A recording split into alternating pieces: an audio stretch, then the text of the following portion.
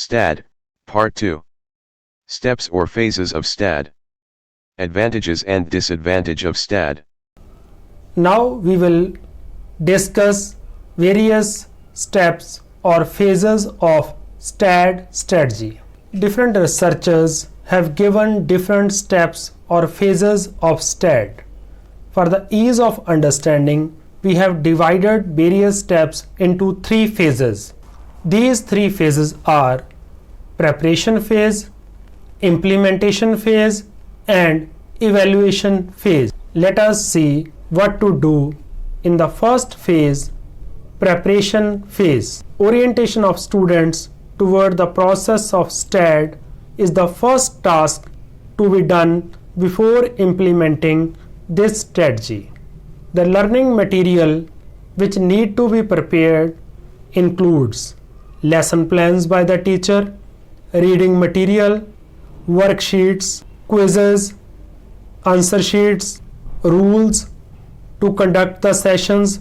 These are the different materials which are to be prepared by the teacher. Formation of heterogeneous cooperative groups.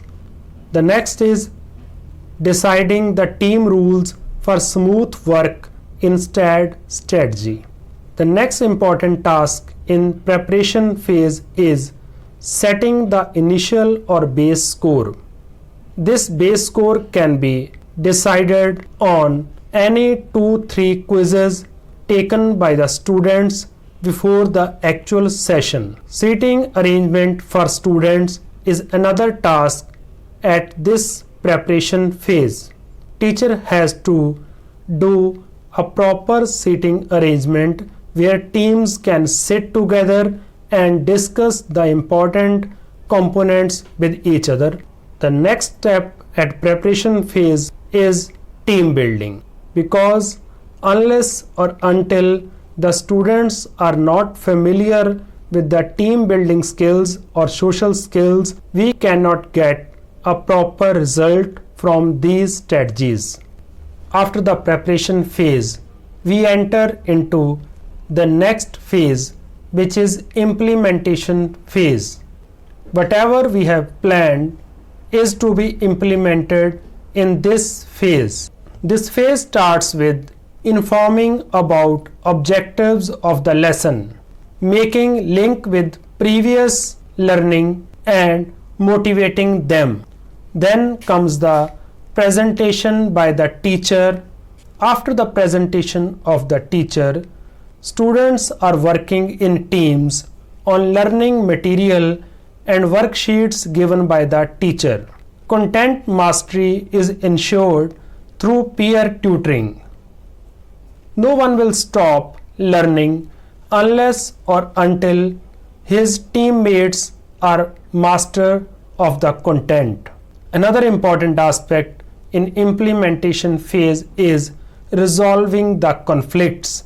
If any type of conflict arises, then the team leader is expected to resolve the conflict. And then comes the main task of implementation phase, that is individual quiz by all the students to check their learning in the session.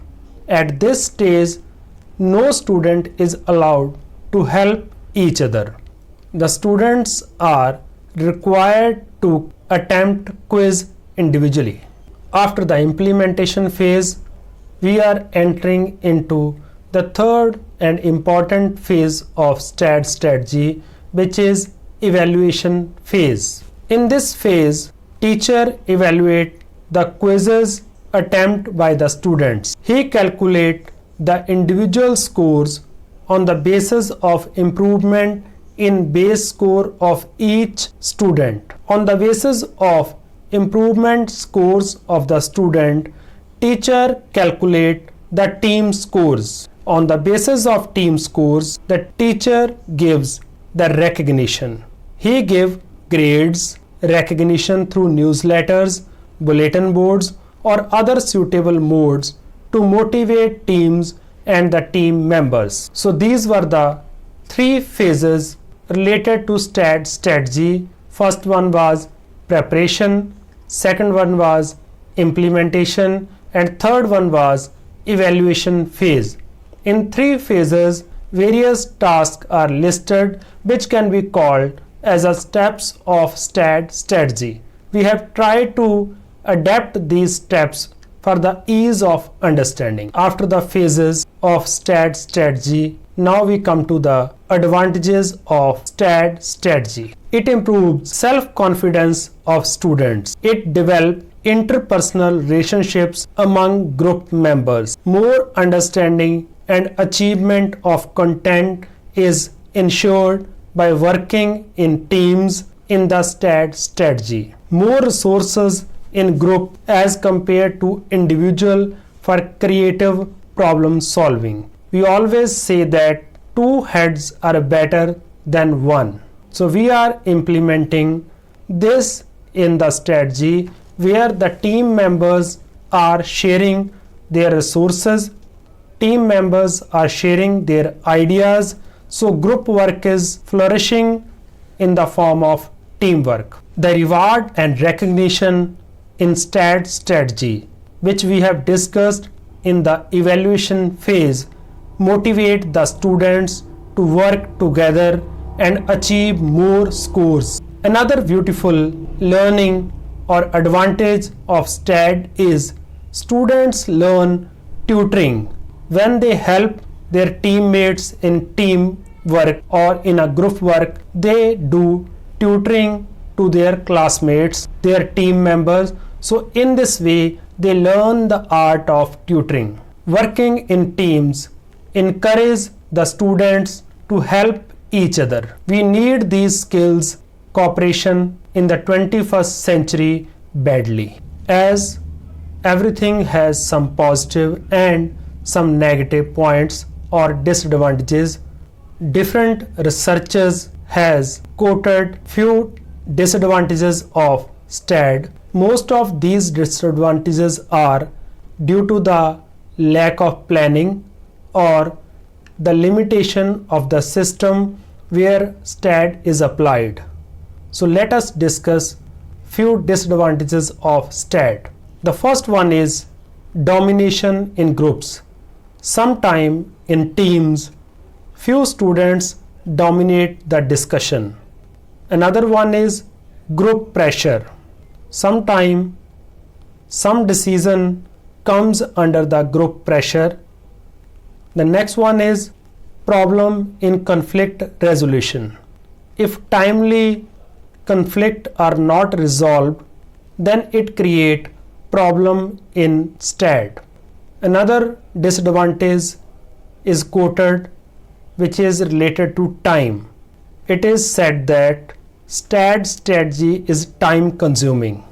The next disadvantage is over dependence on others. As students work in teams, so sometimes some students are always depending upon others. The last one is problem of slow and fast learners. Sometimes slow learners and fast learners get bored. As I said in starting, most of these disadvantages are due to the planning part. If we plan the STAD strategy effectively, then most of the problems can be resolved, and we can use this strategy for different benefits across the subject and type of classrooms.